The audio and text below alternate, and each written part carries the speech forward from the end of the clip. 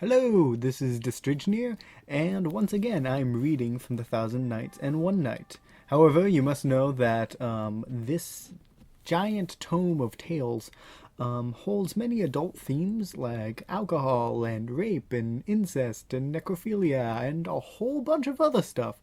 So what you hear tonight probably don't exercise in person.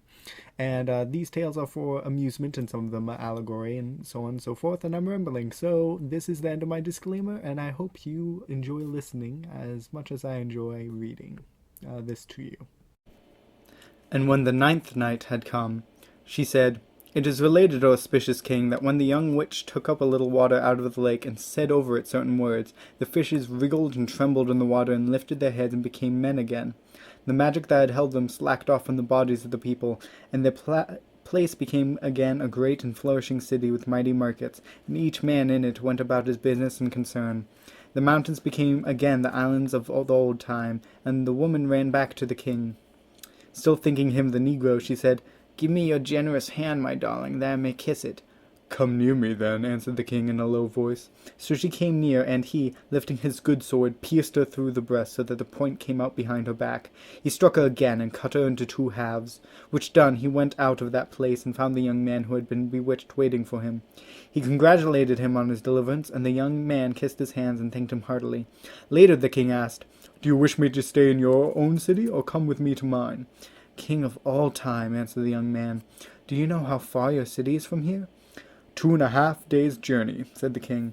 Then the young man laughed and said, 'If you are sleeping, my king, wake up. Even with Allah speeding the journey, it would take you a year to get to your own city. If you came here in 2.5 days, it was because my kingdom was contracted and bewitched. As for your question, know that I shall never leave you again, even for the winking of an eye.' The king rejoiced at this and cried, 'Praise be to Allah who set you upon my road. Henceforth you shall be my son, for he has not blessed me with a child of my own.' So they fell upon each other's necks and rejoiced exceedingly. Going up to the palace, the king, who had been spellbound, made proclamation to the chief men of his kingdom that he was about to set out upon the sacred pilgrimage to Mecca. When all the necessary preparations had been made, he and the sultan set forth, the heart of the latter burning for his kingdom from which he had been absent for a whole year. They journeyed with a troop of 50 Mamelukes charged with gifts and rarities, and halted not night nor day for a whole year, till they came in sight of the sultan's city. On their approach, the vizier and all the fighting men came out to meet their king, whom they have never thought to see again.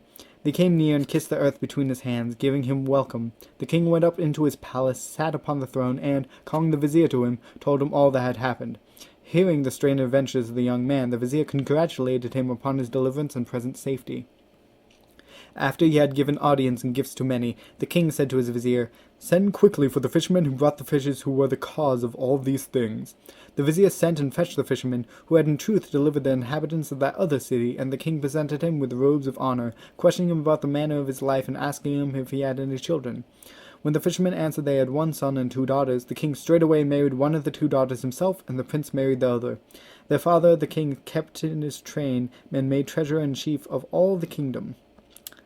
The vizier he appointed sultan of the prince's city and of the Black Isle, sending him thither with the same 50 Mamelukes and many robes of honor for all the emirs of that land. The vizier kissed his king's hand and departed to take over his own kingdom, while the sultan and the prince lived together in joy and contentment. As for the fisherman, thanks to his position as treasurer-in-chief, he soon became the richest man of all that century, and his daughters were the wives of the kings until the days of their death. But do not believe, said Shahrazad, that this tale is all the more wonderful than the tale of the porter. The Tale of the Porter and the Young Girls. There was once a young man in the city of Baghdad, who was by faith a bachelor and by trade a porter. One day, as he was leaning idly against his basket in the marketplace, a woman, wearing a full veil of Mosul silk, tasseled with gold and turned with rare brocade, stopped before him and raised the veil a little from her face. Above it there showed dark eyes with long lashes of silk and lids to set a man dreaming. Her body was slight, her feet were very small, and clear perfections shone about her. She said, and oh, but her voice was sweet, "Take up your basket, porter, and follow me." Hardly believing that so exquisite words could have been said to him, the porter took up his basket and followed the girl, who stopped eventually before the door of a house. She knocked at the door, and immediately a Christian opened to her, who gave her, in exchange for a dinar, a great measure of olive-clear wine, which she put into the basket, saying to the porter, "Lift and follow me." "By Allah, this is a day of days!" exclaimed the porter as he lifted his basket and followed the girl. Arrived at the stall of a fruitier, she bought Syrian apples, Osmani quinces, peaches from Oman, jasmine of Aleppo, Damascene nunefars, cucumbers from the Nile, limes from Egypt, sultani citrons, myrtle berries, flowers of henna, blood-red anemones, violets, pomegranate bloom, and the narcissus. After she put into the porter's basket and said, "Lift," so he lifted and followed her, and she came to a butcher's stall. Here she said, "Cut me 10 pounds of mutton." So they cut her 10 pounds, which he wrapped in banana leaves and put into the basket, and said, "Lift." He lifted and followed her to an almond seller, from whom she bought every kind of almond that there is. Then the porter followed her to a sweetmeat seller, from whom she bought a great platter, which was covered with things from the stall. Open-work sugar tarts with butter, velvet pastries perfumed with musk and stuffed deliciously, sabunia biscuits, small cakes, lime tarts, honey-tasting jams, the sweets called mushabak, little souffled patties called lukemat al-kadi, and those others named combs of zaniab, which are made with butter and mingled with milk and honey. All these pleasant things she put upon the platter, and then placed the platter in the basket. "If you had told me, I would have brought a mule," said the porter. Smiling at his jest, she stopped at the stall of a distiller of perfumes and bought 10 sorts of waters: rose water, water of orange flowers, willow flower, violet, and other kinds. She bought also a spray of rose musk-scented water, grains of male incense, aloe wood, ambergris, and musk. Finally, she selected candles of Alexandrian wax and put all in the basket, saying, "Lift and follow." Obediently, the porter took up his basket and followed the young lady until she came to a splendid palace, having a great court set in a garden. It was a tall, magnificent, and foursquare, and the door had 2 leaves of ebony, plated with plates of red gold. The young girl rapped gently upon the door, and it flew wide open. Then the porter looked at her who had opened the door, and saw that she was a child having a slim and gracious body, the very model of all a young girl should be, not only for her round and prominent breasts, not only for her beauty and her air of breeding, but also for the perfection of her waist and of her carriage. Her brow was as white as the first ray fallen from the new moon, her eyes were the eyes of a gazelle, and the brows above them were the crescent moons of Ramadan. Her cheeks were anemones, her mouth the scarlet seal of Saluman, and her face as pale as the full moon when she first rises above the grasses, her breast's twin passion fruit. As for her young white pliant belly, it lay hid beneath her robe like some precious love letter in a silken case. Seeing her, the porter felt that he was losing his wits, and nearly let the basket slip from his shoulders. "As Allah lived, this is the most blessed day of all my life," he said. Standing within, the young portress said to her sister, the cateress, and also to the porter, "Enter, and be your welcome as great as it is good." They went in, and came at last to an ample hall giving on the central court, hung over with silk brocade and gold brocade, and full of fair gold-crusted furniture. There were vases and carved seats, curtains and close-shut presses all about it, and in the middle a marble couch, inlaid with pearl and diamond, covered with a red satin quilt. On the bed lay a third girl who exceeded all the marvel that a girl can be. Her eyes were Babylonian, for all witchcraft has its seat in Babylon. Her body was slim as the letter Aleph, her face so fair as to confuse the bright sun. She was as a star among the shining of the stars, a true Arabian woman, as the poet says. Who sings your slender body is a reed, his simile a little misses. Reeds must be naked to be fair indeed, while your sweet garments are but added blisses. Who sings your body is a slender bough, also commits a kindred folly. Boughs to be fair must have green leaves, and now, and you, my white one, must be naked wholly. The young girl got up from her bed, moved a few paces in the middle of the hall until she was near her 2 sisters, then said to them, "Why are you standing still like this? Take the basket from the porter's head." Then the cateress came in front of the porter, the portress came from behind him, and, helped by their third sister, they relieved him of his burden. When they had taken everything out of the basket, they arranged all neatly and gave 2 dinars to the porter, saying, "Turn and be gone, O porter." But he looked at the young girls, admiring the perfection of their beauty, and thought that he had never seen the like. He noticed that there was no man with them, and, marveling at all the drinks, fruits, perfume, flowers, and other good things, had no desire to go away. The eldest of the girls said, "Why do you not go? Do you find your payment too little?" And then, turning to his sister, the cateress, "Give him a 3rd dinar." But the porter said, "As Allah lives, fair ladies, my ordinary pay is but 2 half-dinars, and you have paid me well enough, and yet all my heart and the inner parts of my soul are troubled about you." I cannot help asking myself what this life of yours is, that you live alone and have no man here to bear you human company. Do you know that a minaret is of no value unless it be one of the 4 minarets of a mosque? But you are 3, my ladies, and you need a 4th. Woman cannot be truly happy without men. The poet has said there cannot be no harmony save with 4 joined instruments, the lute, the harp, the cithern, and flageolet. Now you are only 3, my ladies. You need a flageolet, a 4th instrument, a man of discretion, full both of sentiment and intellect, a gifted artist with sealed lips. But, porter, said the young girls, do you not know that we are virgins and are so fearful of confining ourselves to the indiscretion of a man? We also have read the poets, and they say, confide in none, a secret told is a secret spoiled. Hearing this, the poet cried, I swear on your dear lives, my ladies, that I am a man sure, faithful and discreet, one who has studied the annals and read books. I speak of only pleasing things, I am carefully silent about all the rest. I act abhorrence to the saying of the poet. I know the duties of high courtesy, your dear secrets shall be safe with me. I'll shut them in a little inner room and seal the lock and throw away the key. Their hearts were much moved towards the porter when they heard his verses and all the rhymes and rhythms he recited, and in jest they said, You must know that we spent a great sum of money on this place. Have you the silver to pay us back? For we would not ask you to sit with us unless you paid the reckoning. We take it your desire to stay here, to become our companion in the wine, and above all, to keep us waking all the night until the shadow on the dawn fall on our faces.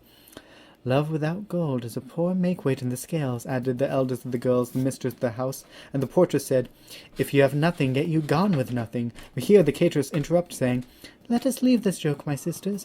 As Allah lives, this boy has not spoiled our day, and another might not have been so patient. I myself will undertake to pay for him. At this the porter rejoiced with all his heart, and said to the cateress, By Allah, I owe you this wonderful bargain all to you. Stay with us, then, brave porter, she replied, and rest assured that you shall be the darling of our eyes. So saying, she rose, and after clasping his waist, began to arrange the flasks, to clarify and pour the wine, and to set places for the feast near a pool of water in the centre of the hall. She brought in everything of which they might have need, handed the wine, and saw that all were seated. The porter, with these girls on every hand, thought he was dreaming in his sleep. Soon the cateress took the wine flagon, filled a cup from which each drank 3 times. Then she filled it afresh and passed it to her sisters, and then to the porter, who drank and said these lines. In this red wine is liveliness, and strength and well-being. In this red wine is all caress and every wanton thing. Drink deep, and you will find, I trust, in this red wine is very lust.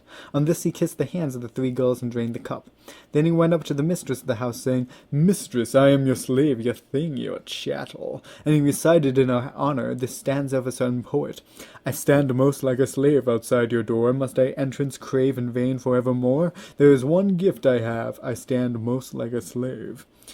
Then, Drink, my friend, said she. May the wine be sweet and wholesome in its going down. May it give you strength to set out upon the road which lies all bodily well-being. The porter took the cup, kissed the girl's hand, and in a sweetly modulated voice sang very low these verses of the poet.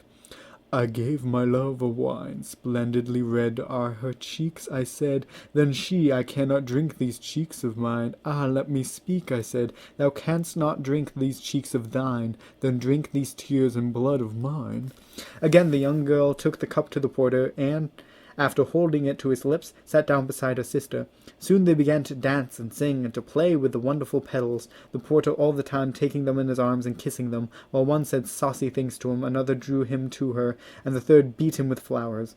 They went on drinking until the grapes sat throned above their reason, and, when her reign was fully established, the portress rose and stripped off all her clothes until she was naked. Jumping into the water of the fountain, she began to play with it, taking it in her mouth and blowing it noisily at the porter, washing all her body and letting it run between her childish thighs. At length she got out of the fountain, threw herself on the porter's lap, stretched out on her back, and, pointing to the thing which was between her thighs, said, My darling, do you know the name of that? Aha, answered the porter. Usually that is called the House of Compassion. Then she cried, You, are you not ashamed? And taking him by the neck, she began to slap him. No, he cried, it is called the Fang. But she shook her head, and, That is your behind piece, said the porter. Again she shook her head, and, It is your hornet? Said he. At these words she began to slap him so hard that she abraded his skin. You tell me its name, he shouted, and she told him, Basil of the Bridges. "At last," cried the porter. "Praise be to Allah for your safety, O my Basil of the Bridges." After that, they let the cup go round and round, and the second girl, taking off her clothes, jumped into the basin. There she did as her sister had done, and then, getting out, threw herself onto the porter's lap. Pointing to her thighs and the thing between them, she said, "Light of my life, what is the name of that?" "Your crack," he answered. "Oh, listen to this naughty word," she cried, and slapped him so hard that the hall echoed with the sound. "Then is it the Basil of the Bridges?" he hazarded. But then again she cried that it was not, and went on slapping his neck. "Well, what is his name?" he yelled, and she answered, "The husked sesame." Now the third girl in her turn got up, undressed, and went down to the basin, where she did as her sisters had done before. Afterwards she put on some of her clothes and stretched herself over the thighs of the porter. "Guess the name of that," she said, pointing to her delicate parts. The porter tried this name and that, and ended up by asking her to tell him, and cease her slapping. "The Khan of Abu Mansur," she replied. Then in reprisal the porter rose, undressed, and went down into the water, and lo, his blade swam level with the surface. He washed as the girls had done, came out of the basin, and throwing himself into the lap of the portress, rested his feet in that of the cateress. Pointing to his organ, he asked the mistress of the house, "What is his name, my queen?" At this all the girls laughed till they fell over on their backs, and cried together, "Your Zab!" "No," he said, and took a little bite at each by way of forfeit. Then they cried, "Your Tool, then!" But he said, "No," and pinched their breasts. "But it is your Tool," they cried in astonishment, "for it is hot, and it is your Zab because it moves." Each time the porter shook his head, and kissed and bit and pinched and hugged them until they laughed again. And then they had to ask him to tell them, and the porter reflected a moment, looked between his thighs, and winking said, "Ladies, this child, my Zab, says for himself, my name is the mighty Ungelt Mule, who feeds on the Basil of Bridges, feasts on husked sesame, and stays the night in Father Mansur's Khan." At these words the girls laughed so much that they fell over on their bottoms, and afterwards all four went on drinking from the same cup until the approach of evening. When night fell, they said to the porter, "Be gone now, turn your face and let us see the width of your shoulders." But the porter cried, "By Allah, it is easier for my soul to quit my body than for me to quit your house, my ladies. Let us make the night continue the sweet day, and tomorrow all can part and follow their destiny upon the road of Allah." The young cateress then spoke up, saying, "By my life, sisters, let us ask him to pass the night with us, when we have so many good laughs at the naughty fellow who is so shameless and yet so gentle." The others agreed, and said to the porter, "Very well, you can stay with us the night on condition you obey implicitly and ask no reason or explanation of anything you see." "I agree to that, ladies," he said. "Get up then, and read what is over the door," they commanded. So he rose, and found over the door these words lettered in gold: "Speak not of that which concerns you not, or you will hear that shall please you not." Reading this, the porter said, "Ladies, I call you to witness that I will never speak of that which concerns me not." At this point, Shahrazad saw the approach of morning, and discreetly fell silent.